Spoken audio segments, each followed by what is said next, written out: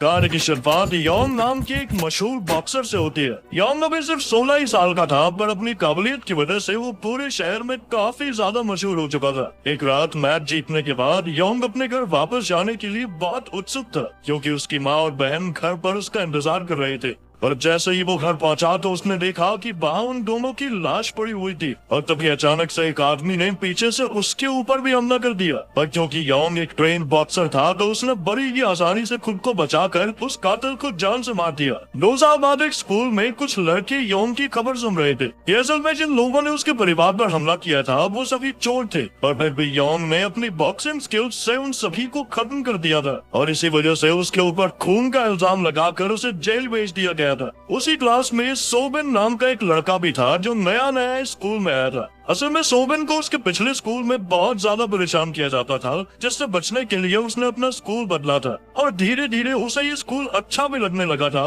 पर तभी teacher class में टोनी नाम के एक नए लड़के को लेकर आई। टोनी भी एक बॉक्सर था और वो सोबिन के पिछले स्कूल में उसे बहुत ज्यादा परेशान करता था, इसलिए उसे अपने सामने देखते ही सोबिन बहुत ज्यादा डर गया। टीचर की क्लास से जाते ही टोनी ने अपना दबदबा बनाने के लिए कुछ बच्चों को बिना वजह ही पीटना शुरू कर दिया, जिसके बाद वो सोबिन को पीटने के लिए उसके पास आया। सोबिन टोनी के सामने कुछ नहीं बोल पाया, इसलिए उसके एक दोस्त ने बीच में आकर उसे बचाने की कोशिश की। पर टोनी ने तो उस लड़की को भी धक्का देकर थप्पड़ मारने के लिए अपना हाथ उठाया। पर तभी सोबिन ने जिंदगी में पहली बार टोनी को रोकने की हिम्मत की, पर उसकी हिम्मत देखकर तो टोनी को और गुस्सा आ गया। उसने सोच लिया कि इसे तो अच्छे से पीटूंगा। इधर अपने बचाव के लिए सोबिन ने एक पेन उठा लिया, पर इसे देखकर टोनी रुकने वाला नहीं था। उसने बार बार सोबिन को पेन इस्तेमाल करने के लिए बोलना शुरू कर दिया, मारना मारना साले कमजोर, मारना। और अपने आप को टोनी की पकड़ में देखकर सोबिन ने बिना कुछ सोचे वो पेन उसकी आंख में मार दिया। इसके बाद उसके ऊपर अटेम्प्ट टू मर्डर का इल्जाम लगाया गया,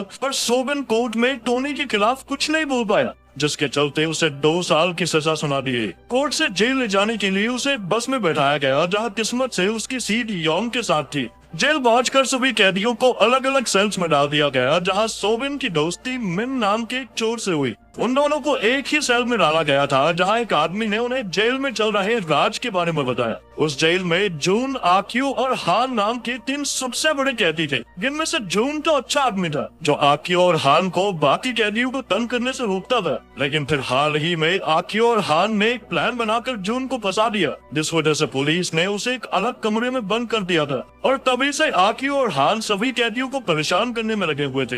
लेकिन वहाँ का सबसे ताकतवर कैदी अभी भी यॉन्ग ही था, जिससे सभी लोग काफी डरते थे। लेकिन यॉन्ग की अच्छी बात ये थी कि वो बिना किसी बात के लड़ता नहीं था। अगले दिन सोबिन और मिन चुपचाप खड़े होकर आक्यू और हान के बीच चल रहे फुटबॉल मैच को देख रहे थे। पर तभी 2 खिलाड़ियों को चोट लग गई, जिसके बाद हान ने सोबिन और मिन को अपने साथ खेलने के लिए बुलाया, जिसके लिए वो दोनों ही चुपचाप मान गए। पर सोबिन को फुटबॉल ज्यादा अच्छे से खेलनी नहीं आती थी, जिस वजह से हान की टीम हार रही थी, और वो किसी भी हाल में इस हार के लिए जिम्मेदारी लेने वाला तो था नहीं। इसलिए उसने आंख बंद करके बॉल को लात मार दी, पर गलती से वो लात सीधा आक्यू की टांगों के बीच में जाकर लगी, जिसके बाद गहने फूटने की वजह से दर्द के मारे आक्यू जमीन पर गिर गया। वो बहुत ज्यादा गुस्से में था, और इसलिए उसके लोगों ने सोबिन को खींचकर अपने सेल में ले जाना शुरू कर दिया। वहीं दूसरी ओर सोबिन बहुत ज्यादा डरा हुआ था, और उसे अपने पिछले स्कूल में किए हुए टॉर्चर की यादें आ रही थी, जिस वजह से वो उन लोगों से रहम की भीख मांगने लग गया।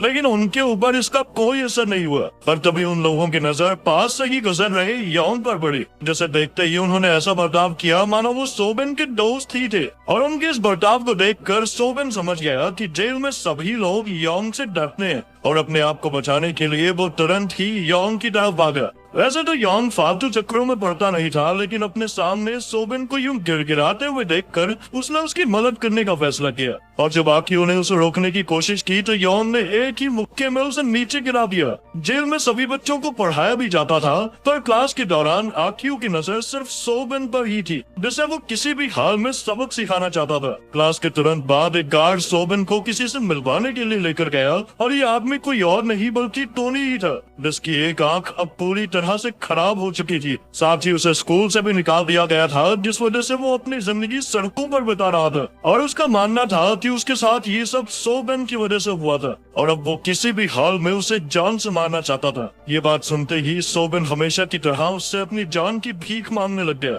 लेकिन टोनी को भी उसकी इस बात से कोई फर्क नहीं पड़ा। क्लास के दौरान सोबिन की नजर यॉन पर पड़ी, जो उस वक्त अपनी ट्रेनिंग कर रहा था, और उसे देखते ही सोबिन को एहसास हुआ कि उसके पास अभी 2 साल पड़े हैं बाहर जाने में, और अगर वो अच्छे से बॉक्सिंग सीख जाए तो अपनी जान बचा सकता है। इसके बाद वो तुरंत ही यॉन को अपना ट्रेनर बनाने के लिए चला गया, जिसके लिए पहले तो यॉन ने साफ इनकार कर दिया, क्योंकि उसे लगता था कि शायद सोबिन अपनी काबिलियत का गलत फायदा उठाएगा। पर जब सोबिन ने उसे अपने साथ हुए बर्ताव के बारे में बताया तो यॉन को विश्वास हो गया कि वो कभी भी गलत रास्ते पर नहीं चलेगा, और इसलिए उसने सोबिन की मदद करने के बारे में सोचा। पर यॉन को अपना ट्रेनर बनाने के लिए सोबिन को एक टेस्ट पास करना होगा, जिसमें उसे 40 मिनट में ग्राउंड के 100 चक्कर लगाने थे, और ये टेस्ट पास करने के बाद ही यॉन उसे ट्रेनिंग देने वाला था। ये ट्रेनिंग सोबिन के लिए बहुत ज्यादा मायने रखती थी, इसलिए उसने बिना रुके ग्राउंड के चक्कर मारना शुरू कर दिया, और भागते हुए उसकी आंखों के सामने सिर्फ अपने साथ हुए बुरे बर्ताव की तस्वीरें चल रही थी, और इसलिए वो मरने को तैयार था, लेकिन रुकने के लिए नहीं।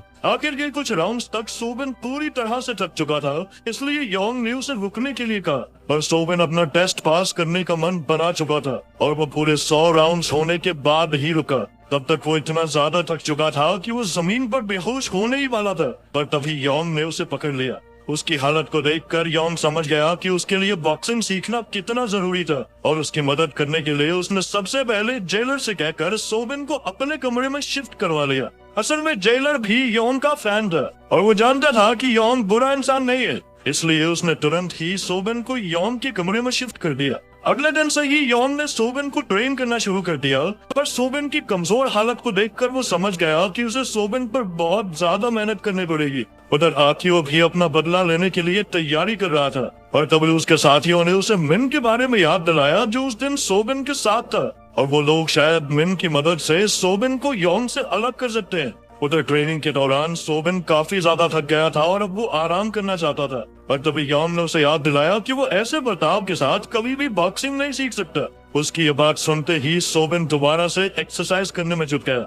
वो अगले कुछ दिनों तक ऐसे ही लगातार मेहनत करता रहा, और धीरे धीरे उसके शरीर में बदलाव आने लग गया। इसी बीच सोबिन और यॉन के बीच एक अच्छी दोस्ती भी हो गई थी। वहीं बाहर टोनी ने एक एक करके शहर के सभी गुंडों से लड़ना शुरू कर दिया, और एक दिन ऐसी ही लड़ाई के दौरान एक बहुत बड़ी गैंगस्टर की नजर उस पर पड़ी, जिसने उसकी काबिलियत को देखते हुए उसे अपने लिए काम करने को कहा। पर टोनी इस चीज के लिए तैयार नहीं था, और इसीलिए उसने उस गैंगस्टर की बेइज्जती कर दी, जिसके जवाब में गैंगस्टर ने उसे एक ही थप्पड़ में नीचे गिरा दिया, और फिर उसने टोनी को उसका ऑफर मानने का एक आखिरी मौका दिया। टोनी को पैसों की सख्त जरूरत थी, और इसीलिए वो उस गैंगस्टर के लिए काम करने को राजी हो ही गया। उधर जेल में लंच के टाइम मिन ने सोबिन को बताया कि कुछ ही दिनों बाद यॉन को बड़े लोगों की जेल में भेज दिया जाएगा, जिसके बाद सोबिन को आकियो से बचाने वाला कोई नहीं होगा।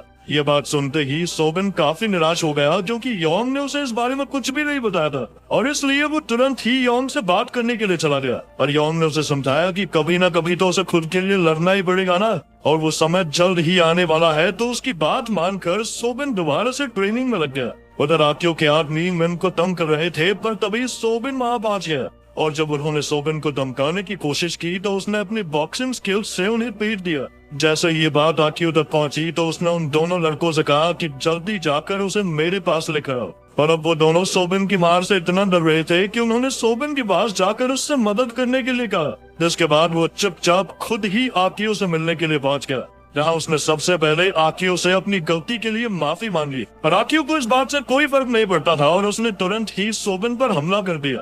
पर अब ये पहले वाला सोबिन नहीं रहा था, उसने भी अपने बचाव में आकियो से लड़ना शुरू कर दिया। पर आकियो अभी भी उससे ज्यादा ताकतवर था, और उसने अपनी पूरी जान लगाकर सोबिन को जमीन पर गिरा दिया, जिसके बाद सबको लग रहा था कि लड़ाई बस यहीं खत्म हो गई। पर तभी अचानक से सोबिन एक बार फिर से खड़ा हो गया। इस बार उसने आकियो को जो पीटना शुरू किया, और वो उसे तब तक पीटता रहा जब तक यॉन ने उसे रोका नहीं, जिसके बाद वो दोनों चुपचाप वहां से चले गए।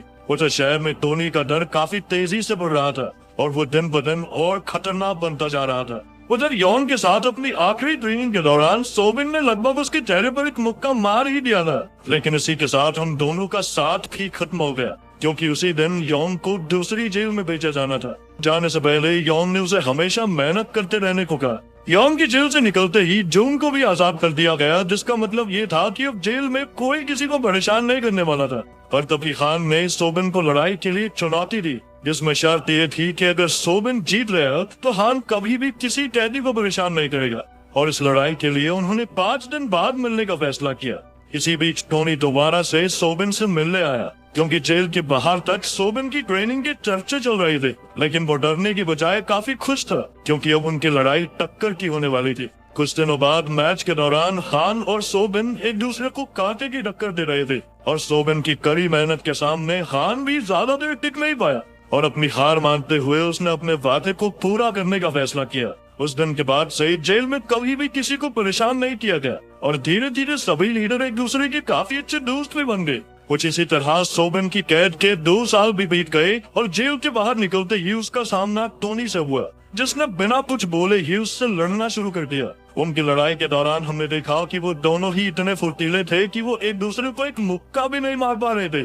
और थोड़ी देर बाद टोनी ने ठीक पहले की तरह सोबिन को पीटना शुरू कर दिया और तभी जमीन पर पड़े सोबिन की आंखों के सामने यॉन का चेहरा आया। वो फिर से उठ खड़ा हुआ और लड़ना शुरू कर दिया, और इस बार उसने यॉन की बताई हुई एक खास टेक्निक का इस्तेमाल करके ऐसा मुक्का मारा जिससे टोनी चाहकर भी खड़ा नहीं हो पाया। टोनी को हराने के बाद सोबिन चुपचाप वहां से चला गया। दूर होने के बावजूद भी उसकी और